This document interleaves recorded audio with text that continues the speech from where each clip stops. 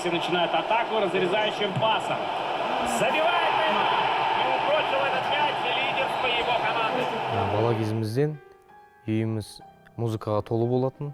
Өйткені үлкен ағамыз Нұрсәт Бешқожа, күйші композитор, сол кездері консерваторияда оқыған кезі еді. Сол ағама қарап 3-4 жасымнан бастап өте қатты қызығушылық таныттым.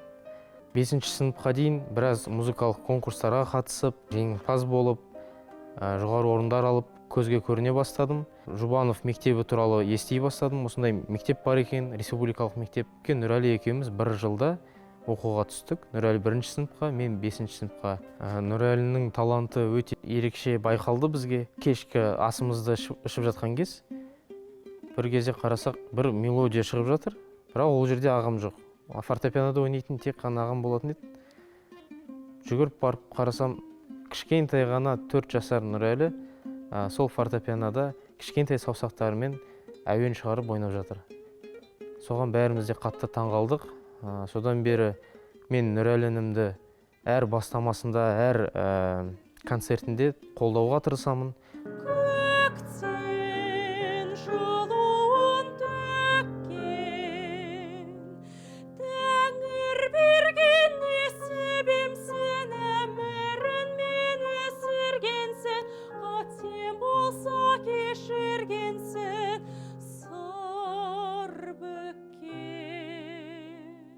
Алғашқы күйім 11 жасымда туды.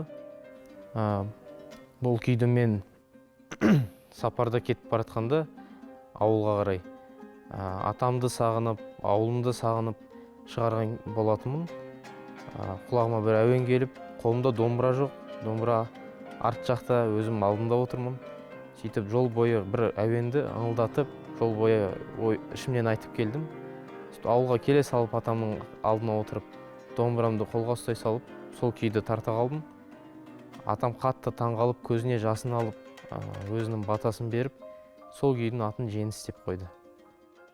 Нұрәлі бұл пианист-композитор. Бүгінгі таңда бұның 250-ден астам классикалық шығармасы бар. 4 жасынан бастап пианинода ойнай бастады. Ал 6 жасында музыка шығарды. 6 жасында шығарған кезде ол анашымды өз айтты, мен мамама шығардым деп. Содан жаңағы анашым деп қойдық. Сол анашымды жаңағы тартып берген кезде мамасы әрине көзіне жас алып теғылды. Кішкентай балам, өзі саусақтырды кішкентай. Осындай шығарма шығарып, маған арнағанына мен үшін өте үлкен бақыт, ана бақыты деп ойлаймын ол. Керемет сезімде болдым. Әлі де соны тартып жатса, көз жасымды тоқтата алмаймын. Кішкентай кезімде ағамның бөлмесінде бір қара фортепиано болған. Соған қарап мен өте қызықтым.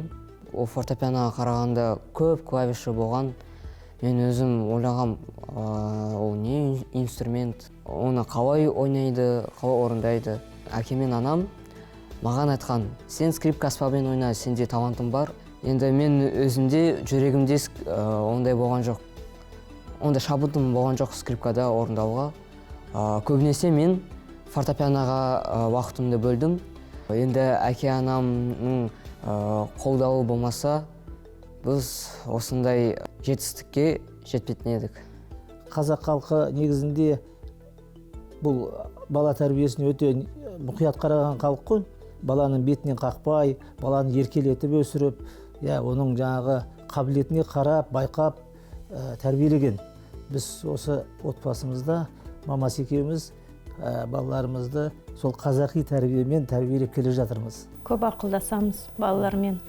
Бір шешімді шешкен кезде біз өзіміз ғана емес, ата-ана ғана. Балалардың бәрін отырғызып, ақылдасып, бір шешімге келеміз. Бақытты отбасы деп санаймыз. Себебі біз балалармен сырласамыз, көп әңгіме айтамыз. Біздің арамызда жаңағындай ешқандай бір үстемдік, үлкеншілік деген болмайды. Олар өздері де біледі бізді сыйлауды, сондықтан біз кәдімгі жақсы қалжыңдап та әңгіме айта береміз. Қол көтеру деген ол негізі өте дұрыс емес. Баланың психикасына, баланың өміріне ол кәдімгідей із қалдырады. Сол үшін баламен жақсы қатынаста болу керек деп ойлаймын. Бала ата-анадан ешқандай құпия болмау керек балада. Бала ашық болу керек. Сол үшін ол бала қорықпау керек ата-анасынан. Балаларымыздың негізі жетістіктері біз үшін ол үлкен бақыт, ата-ана үшін. Осы балаларымызға қарап біз қазір енді байқап жатырмыз ғой, біздің уақытымыз бекер өтпеген. Біздің халқымыздың атын шығарып, әлем деңгейінде шығарса деген үмітпен сөйтіп тәрбиелеп жатырмыз. Әрине біз оған сенеміз. Енді алғашында біз жай ғана осы үйде дайындалып жатқан кезіміз, Нұрәлі өз фортепианода өз шығармаларын орындап, мен домбырада күйлерімді тартып жатқан кез, сол кезде жай ғана қалжыңдасып, Нұрәлінің әуендерін мен домбыраға салған болатынмын. Ол менің күйлерімді сала бастады фортепианоға. Өте ерекше бізге естілді, құлаққа жағымды. Және де ол кезде әкеміз, анамыз бізбен бірге болды.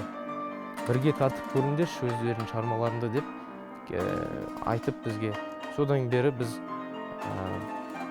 Нұрәлі менің күйлерімді фортепианоға салып бірге ойнаймыз. Және Нұрәлінің шығармаларын кейбірде мен домбыраға қосып бірге өнер көрсетеміз.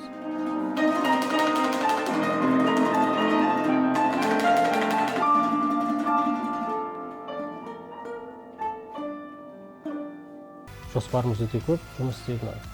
Әкем айтқандай Түркиядан бастап Еуропа аралау. Атымды тарихқа қалдырғым келеді. Ал мен Нұрәлінің қасында қазақтың күйін тартып жүрсем, одан артық мен үшін арман жоқ. Және де көптеген әлемдік сахналарда өнер көрсетеміз деген ойдамын. Ең басты мақсатымыз осы.